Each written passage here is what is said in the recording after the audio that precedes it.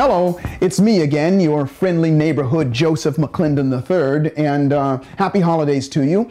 And I hope it's okay that every once in a while I poke my head in and give you a little video or some advice or some coaching from some of the things that my coaches have given to me through the years in terms of personal development and helping our lives go better. And I know you'll join me in recognizing that we have all got to make a difference in this world so that in the future, as things start to come down in these historic times, as I like to say, that we become examples of what is possible for the rest of the world. And no better time than right now, as you've probably heard me say before.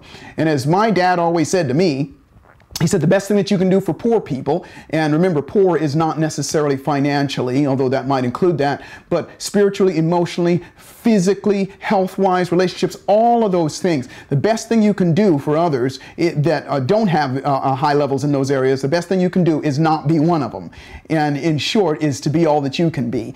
And, you know, people keep asking me, as a peak performance coach, you know, everything that I've learned from my mentors who've really given a piece of their heart and a piece of them to help me, and it's been my quest to share that as much as it's what I owe to really share as much of what I've gotten with other people as well. And people keep asking me, well, why are you making such a big deal about the New Year's resolutions and about this time of year and everything? And the reason is because this time of year is the time to set up the year coming up, and it really is. You know, when you look back, the new year is a measuring stick. You look back over the year, and most people are going, I'm glad that '08 is over, you know, and I can't look forward. I want you to be able to look back in '09 and go, you know what, that was a great year. That was an unbelievable year. And I remember when I set those goals to do it now.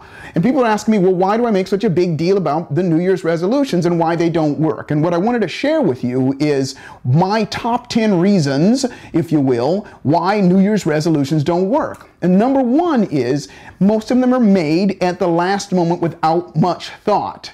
You know, people are asked, you know, at the stroke of midnight or close or a little shortly after that, well, what are your New Year's resolutions? And let's just say that most people at that point, their state of clarity of mind is not necessarily at its peak, to put it mildly. And, you know, they'll say, well, you know what? I'm going to lose weight this year, or I'm going to, I'm not going to be as negative, or I'm, you know, going to try and make some more money, and so on and so forth. And they make that decision right then and there, and they think about it, which means they haven't given it any forethought, and that moves into step number two, or the reason number two why New Year's resolutions don't work, and that is that there's no plan, you know, and as the old saying goes, if you fail to plan, then you definitely plan to fail. But it goes deeper than that. There's really no plan set in place of what you're going to do tomorrow and the next day and the next day and the next day. That one's a kind of an obvious no plan. But the second type of plan that I'm talking about is a plan for continued conditioning of oneself so that they do more. And here's what that means. A plan of working on oneself so that one automatically, without, you know, hesitation and without procrastination, gets up early, stays up late, and does the things that are necessary to get the goals that they want to make happen. Because the things that we want, I'm sure you'll agree with me, if you want more, you got to be willing to do more. And sometimes that do more is a little uncomfortable, but, you know, when we set our stakes in the ground and when we condition ourselves, it becomes less uncomfortable. The third thing is people don't really necessarily believe that they can accomplish what their goal is. You know, in their mind, they go, well, I never have been thin, or I never have been healthy, or I've never had money, or I've never been in a great relationship, and so on and so forth. So there's a core inside of them that doesn't believe it.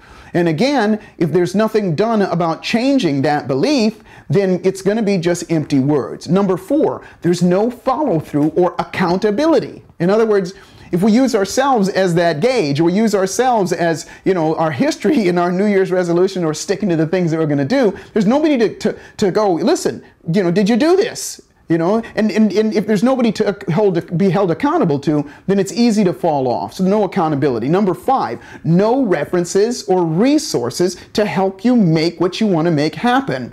And what that means is, you know, the tools that you're going to need, the resources that you're going to need to help you make your dreams, your goals, and so on and so forth. You know, where are you going to get that from? Who are you going to model? Which that means is, you know, somebody that's already successful at what you want to do.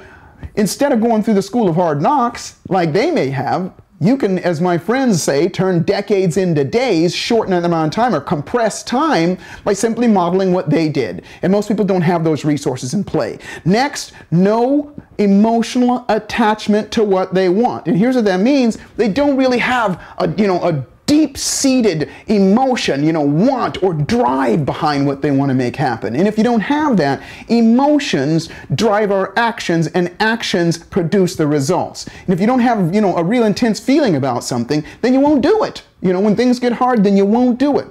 Think about those times in your life when you were really excited about something and you really wanted to make something happen. Didn't you get up early, stay up late? Didn't you do those things? Well, most people don't attach themselves because they don't believe in their dream or their goal if they can do it. 7, which is, I guess I probably should have said this is number 1. I fight with this where it is, but they're not necessarily absolutely clear on what that goal is. People say, I want to lose some weight. Well, how much weight? People want to make some more money. Well, how much money? That clarity, that specificity is power. In my belief, it sends it out there to the universe or your God or whatever to send it to you because they know exactly what you want. The more you get clear on something, the more it starts to dance its way into your life. Oh, don't get me started. Number 8. Is the goal is not as clear and specific as they need it to be in terms of their reasons why. And here's what I mean by that. Whys come first and hows come second.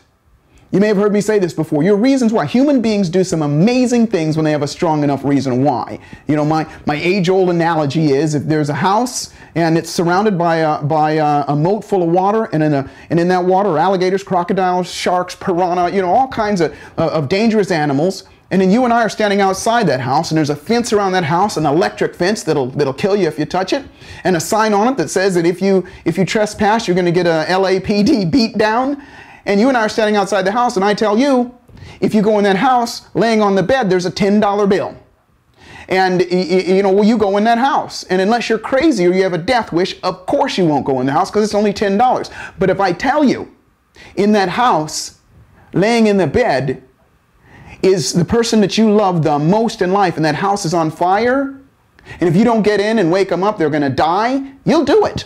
Because you have a strong enough reason why. It's part of who we are as human beings. It's our human nature. So what we can do is develop our own reasons why we want to make something happen, and you instill and you inspire and you empower that part of you that works naturally to make you do the things that you want to make happen.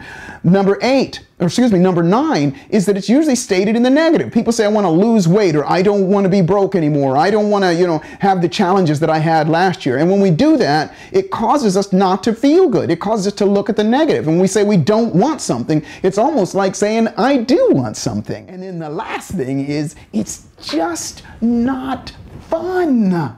I mean, think about it. Most people, they don't want to exercise if they want to lose weight. They don't want to change their eating habit. It's just not fun. So do you have a plan in place to make it fun? Most people don't. And that is why I'm so excited to share with you. Now, by the way, whatever you use, I want you to find something. I have something called the New Year's Evolution, because we've evolved the process. It's very simple to cover all of these areas so that you do something. It's not just a goal-setting workshop. It's something designed so that you can get all of these areas that I talked about in place, something to take, that you can do every single day. It takes maybe 10 minutes of your day to make it happen. 5 simple steps. And again, use whatever that you're going to use, but do something now so that we can all make a difference in this year to come up. Let the rest of the world do what they're going to do and be, and you be that shining example of what's possible. Because as you heard me say so many times before, life is exactly what you dare to make it, and fortune favors the bold. So boldly step up and dare to make your life magnificent. God bless. Bye-bye. Thank you for listening. For more information on Joseph McClendon III, go to his website, makeyourfate.com. Again, makeyourfate.com.